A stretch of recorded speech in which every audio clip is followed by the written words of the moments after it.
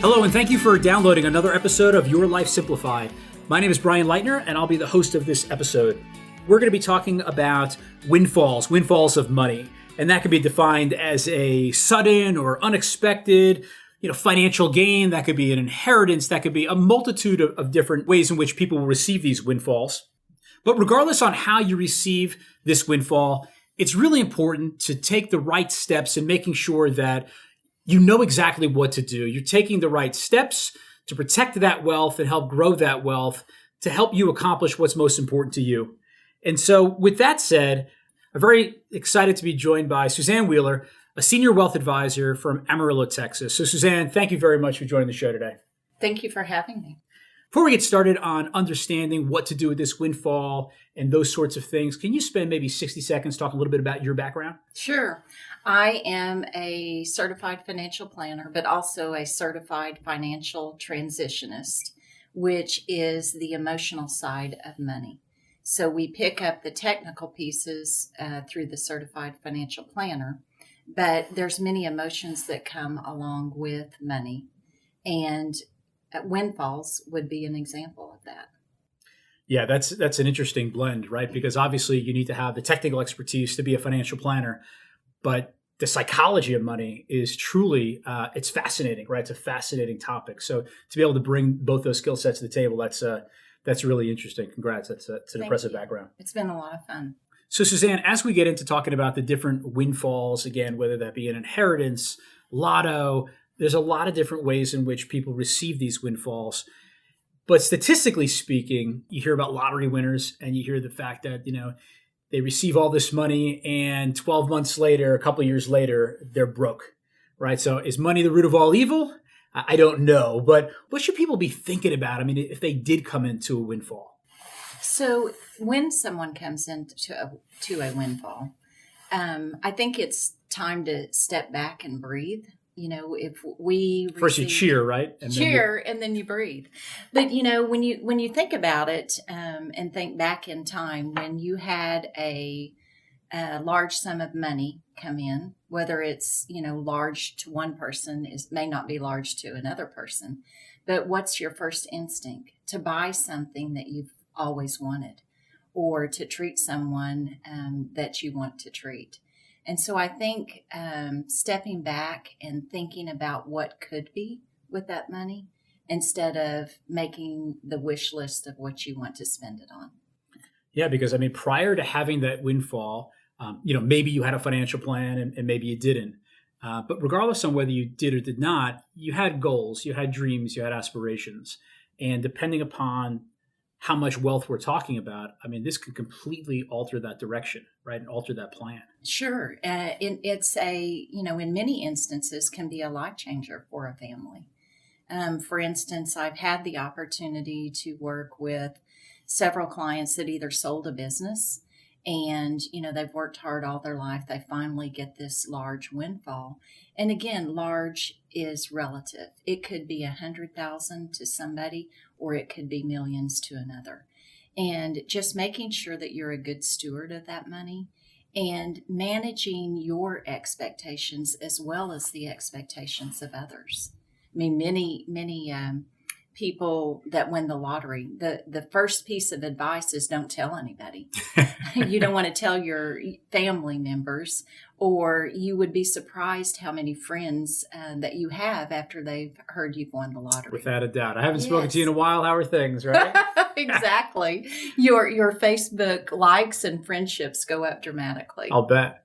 So what are some of the first steps? If you walked us through that and somebody did sell a business or came into some sort of wealth, what are some of the first things that they should be thinking about as opposed to announcing to the world that they just came into a great deal of wealth? Sure. How do they protect themselves, maybe? I think they need to get their team of professionals together. One, starting with a financial planner, a wealth advisor. So walking them through the areas of goals. What are they thinking about? What would they like to spend their money on?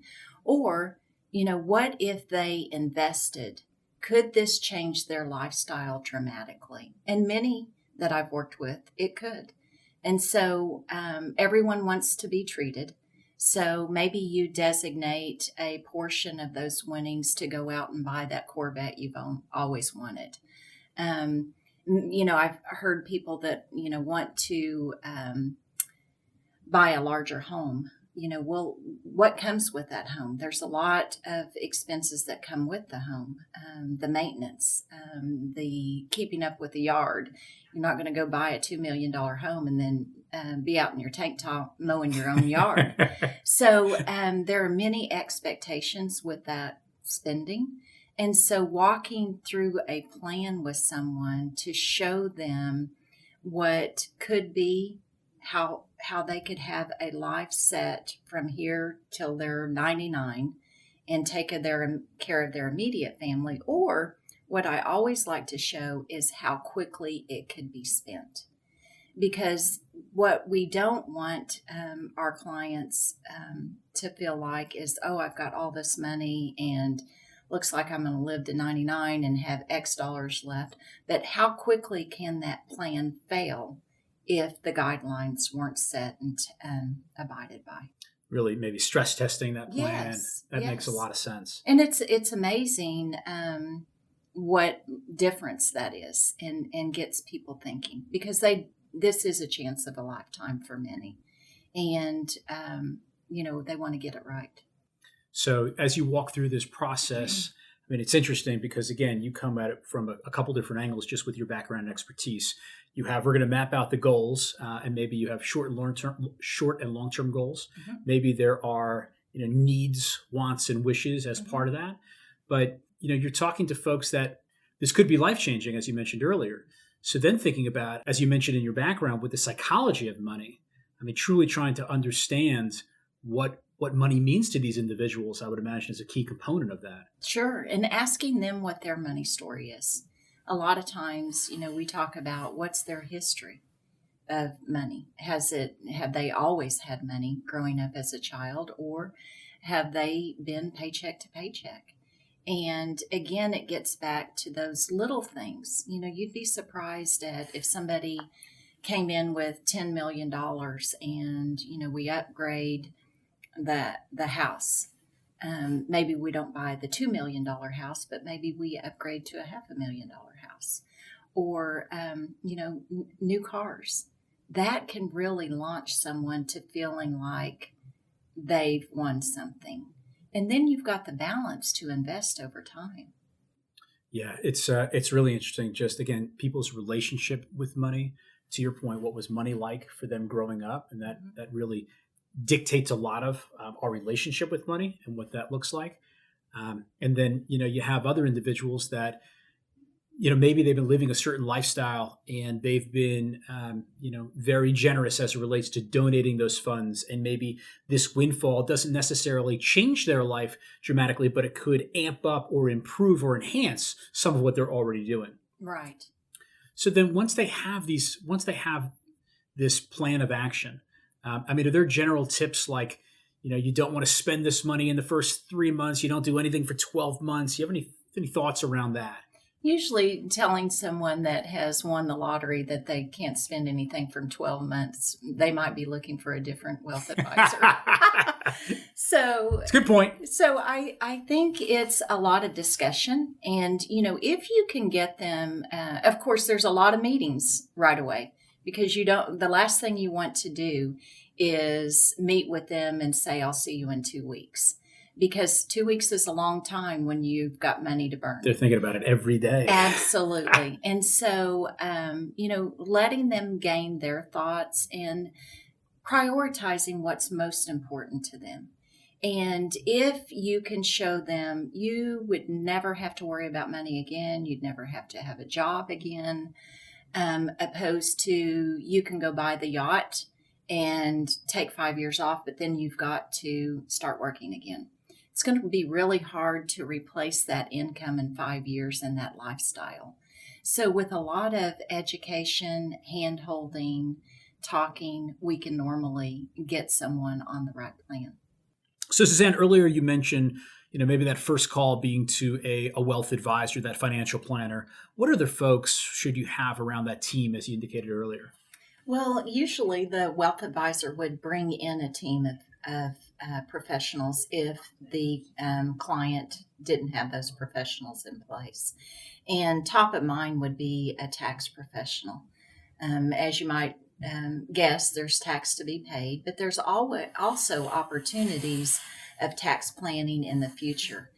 Maybe you're looking at estate tax as well as income tax, how the investments are invested so we're not creating a lot of tax for the client. And then there's also estate planning. So what happens if this lucky winner is hit by a bus next week? What happens to all that wealth? And so making sure that we have those plans in place, and that the money is going to the beneficiary that the client wants, or charities. There's a lot of charitable planning. Those are great points. You read about these celebrities that have made a ton of money in entertainment, and a couple of them have gone to jail for tax evasion or just Right. not paying their fair share. So Or die and don't have a plan in place. it's a great point. And so just making sure that from a tax perspective, because a lot of these, whether it's a sale of a business, that could be a taxable event. Sure. If you have punitive damages in a lawsuit, that could be a taxable event. Whereas perhaps life insurance is generally, income tax free. So just trying to understand what the differences are, and ultimately understanding how much you have net of taxes and other types of fees. So you mentioned the attorney, you mentioned obviously the wealth advisor, the CPA, anybody else that insurance. One of the less expensive policies you can buy is an umbrella policy. So important with people with wealth. We are such a litigious society nowadays. And, you can buy that policy for nearly nothing. When you think about a lawsuit happening and your wealth being touched by a lawsuit.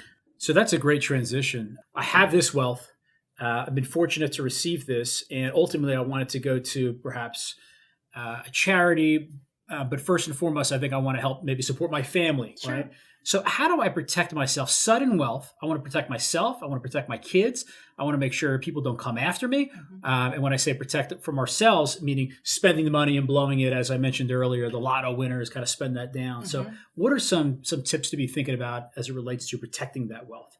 So insurance that we talked about, your estate planning, charitable, there's donor advised funds out there.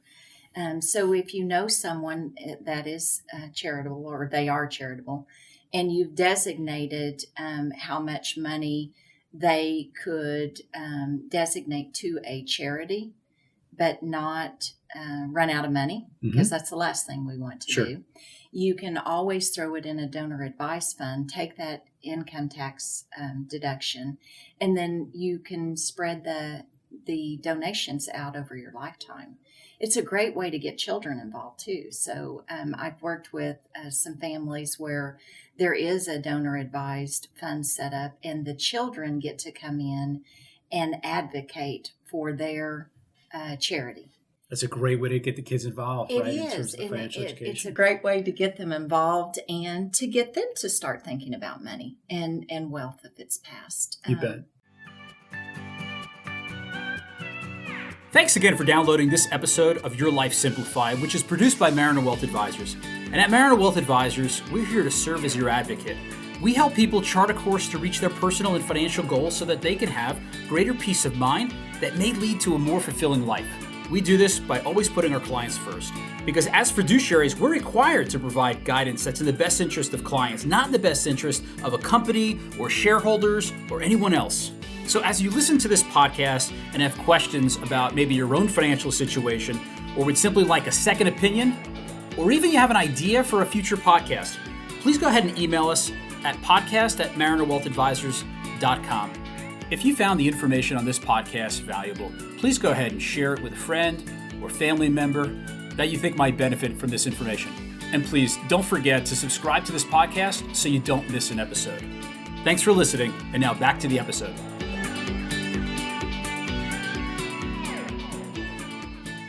So Suzanne, you mentioned, working with these professionals, and you've been doing this for quite some time. Can you give us maybe an example of a family that you work with where you leveraged these other advisors that you work with and how that plan maybe comes together? Sure. One of the best meetings that we have with clients is when we group their professionals all in one room. And we try to meet on an annual basis because life changes and things change. But in this group, it would be an attorney, a tax person, an insurance person. A lot of times these clients that are new to wealth don't have those professionals in their life. So I would invite Jennifer Kolbacher. She's head of our family office services. Jaden Winberg, head of our estate planning group. And Ed Sims, head of risk management. And bring them around the table because one, we don't want our clients to have to remember things to tell their estate planning attorney or their tax professional. And everybody has ideas that they bring to the table. So I think we're more effective when we work as a team in making sure that we are preserving wealth and not spending it all on tax. And we've got our bases covered for protection. So, Suzanne, we've talked a little bit about, those that receive a substantial windfall, like the lottery or something of that nature. And again, to your point, the dollar number, it's all relative. But what about when you're dealing with someone that's coming to some money, but it's not enough to go out and purchase that mansion or that fancy sports car? I mean, how do you walk them through that process, knowing that they should feel really good and they have this great bump? But again, it may be just a bump. How do you have that conversation or discuss that plan?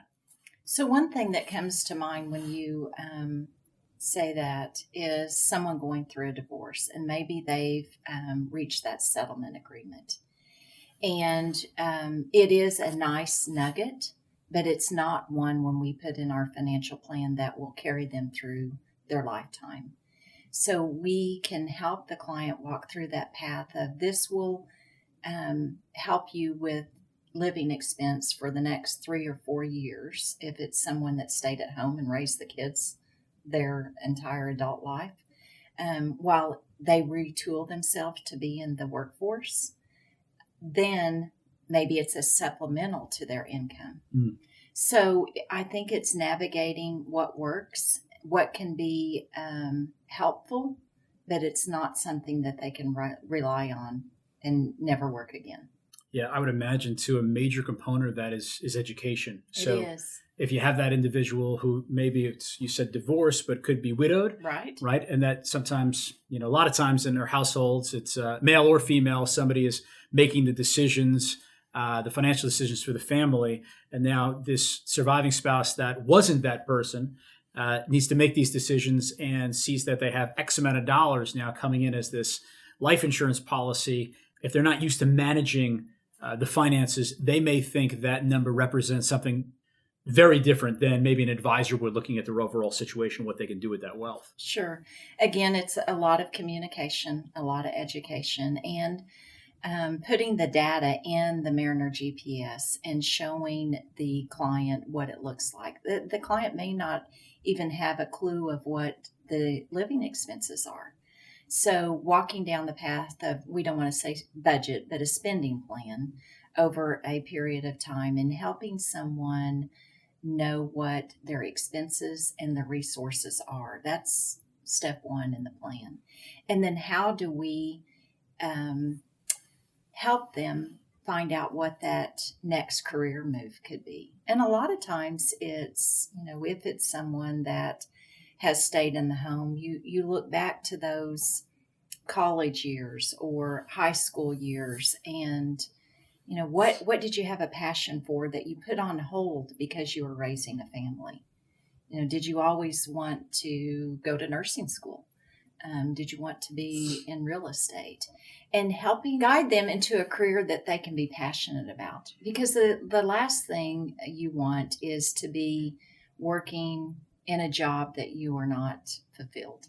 So that's an excellent point. So you don't win the Mega Millions Lotto, but you use this as an opportunity to retool, rebrand, and change your career. And now you have the funds to invest in yourself to do that. That's a really interesting way of looking at this newfound wealth. Sometimes we find ourselves as coaches when you get back to the emotional side of money. A lot of it can be counseling and coaching and inspirational. But, one thing I've always said is life can be tough. And what I'm very excited about in our teams at Mariner, we help people get through life. So, Suzanne, great information. Hey, you mentioned Mariner GPS. Can you talk a little bit about what that is for our listeners that aren't aware? Sure. Mariner GPS is our financial planning software. So we use that with every client that comes in the door. You input the resources, you collect the goals from the client and input those, as well as we measure risk tolerance. So how conservative do we need to be in the market? And see if all those capabilities align together for a positive outcome. Yeah, I think one of the biggest benefits that I hear from clients is just it helps me get organized with my entire financial situation, and I can have all of the documents I need at my fingertips on my phone. So regardless on how many there are, so it's a great tip. Well, and that's one thing to say is that's not one and done. We pull it out every year to make sure we're still on track. Is the client still on track with either saving or spending goals? And are we on track with our returns within the portfolio? Suzanne, I want to thank you for joining us today. I think if you or I or any of our listeners come into a great deal of wealth or even a small nugget of wealth, right, I think we'll have a better idea on what to do with those funds. So appreciate you being here. And before I let you go, I have to ask you the same question we ask all of our guests, and that is, what is the worst financial decision that you've ever made? Oh, my goodness. Probably one that I've talked about you shouldn't do, as we've been talking today. But do tell. I had an inheritance, and I did not have a financial advisor. And I went and bought a fast car. So to your point, you didn't give it enough time. I didn't give it enough time. You didn't meet with your advisors. I did not meet with my advisors. And you went out and you had a good time. That's right. Didn't spend all my money. Do you drive this? Do you still have this car? No, I kept it for a year and thought, okay, I got that out of my system. It's time to be an adult. Well, listen, appreciate you sharing. We all make mistakes. And that was a timely one for this podcast. So we appreciate it. Right. That'll do it for another episode of Your Life Simplified. Again, thank you very much for spending the time with us today. And if you have comments or questions or a topic that you would like to hear, please feel free to email us at podcast@marinerwealthadvisors.com. We know that your time is incredibly valuable, and we hope you find this podcast a worthwhile investment of your time. Thank you for listening. Mariner LLC, doing business as Mariner Wealth Advisors, or MWA, is an SEC registered investment advisor. Registration of an investment advisor does not imply a certain level of skill or training. MWA is in compliance with the current notice filing requirements imposed upon registered investment advisors by those states in which MWA maintains clients. MWA may only transact business in those states in which a notice has been filed or qualifies for an exemption or exclusion from notice filing requirements. Any subsequent direct communication by MWA with a prospective client shall be conducted by a representative that is either registered or qualifies for an exemption or exclusion from registration in the state where the prospective client resides. For additional information about MWA, including fees and services, please contact MWA or refer to the Investment Advisor Public Disclosure website at www.advisorinfo.sec.gov. Please read the disclosure statement carefully before you invest or send money.